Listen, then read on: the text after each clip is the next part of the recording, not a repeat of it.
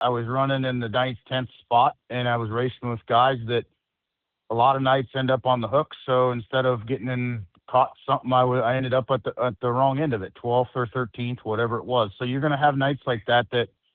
That's a decision making process. I can tell you, Paul wasn't happy with it, and he has every reason to not be happy with how that night went. It's the way, I guess, I'm driving someone else's car. I've always treated the equipment like it was my own. I paid for it. I built it, and I wasn't just going to go do dumb things with it. So maybe that's a Donnyism that's not a great thing, but I also feel like it's those things that have won me the championships that they have and the way they have. So, but it takes a while working with people together. Like I said, you're not just going to jump in anything, regardless if it's the best. And if that was the case, then back when we were dominating, people could get the same cars and the same motors and put it all together, and they couldn't go out and do the same things. It's never really been that way. So everyone has a little different feel and and being able to do things. So it's, obviously, Paul's great at what he does. Him and Kyle have a great, they've raced together quite a while, but Paul's one of the sharpest people there is for looking at the car and seeing what it does and making adjustments. So, I mean, we had a great run the final night there. I think we only got to race together 5 times or something, whatever it was. But, for me to run top 5 at Tulare is probably more like a win for me there in today's environment, because it's not been one of my better tracks. How was it dealing with Paul? Obviously, he's a very quiet guy. Well, for the media, he's, from my understanding, noticing and being in the pitting area, he's a very loud guy with the driver. Um, what is working with Paul Silva even like? I don't think it's too much different. It's obvious, like I said, closed off to media of how it operates, but you got to work with what some, if Kyle Larson's NASCAR success is based on Hendrick, which he was bad in the Ganassi car, he got in the Hendrick car, did what he did. Obviously people would say, "Oh, well, that must be what the Paul Silva is. He's this next level guy." How was it actually to work with Paul Silva? Was there differences? You've worked with Ricky Warner. You've worked with the best in the world. How was that experience?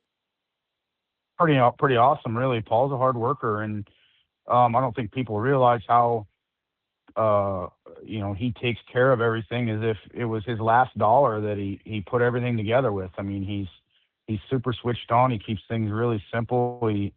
He's very focused, and that's just is it's pretty incredible to be around him. And he's try to help. He's I've seen him from the day that when he first came to Indianapolis and hung out at the Tony Stewart Racing shop back in the day, and used to stay there quite a bit and come and work on his stuff at night, to what he's turned into and made himself into is uh, really cool. I mean, he's calm, cool, and collected, and Right. there's I not mean, many and that's people what I like would that. say is So like it's not like we're coming from a perspective of a new driver. Like you're established. You had won these Knoxville Nationals. You had won with Ricky Warner. And your experience with him is post these successes. So you're saying it was that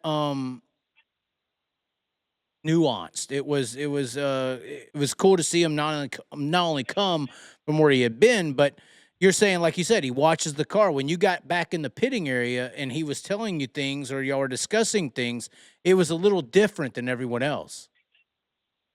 everybody's got a different way about him, Chaz, and everybody does, and that's that's how you make things work. You look at other drivers, and even the words they use to describe what the car is doing. Sometimes the crew chiefs um, take a little bit different adjustment on what they consider. It's not just, oh, it's tight, it's loose, it's this. There's a lot of little things that it's hard to get people to understand what you're trying to say, and that's, obviously, when Rick and I raced together, Rick used to say on a regular basis that he had one lap a night to figure out what the car was actually doing, and it was the first lap of hot laps, because after that, then I started adjusting what I do to try to correct it. And sometimes you just do that and you don't even you don't even realize it. So it's just it's the nature of it.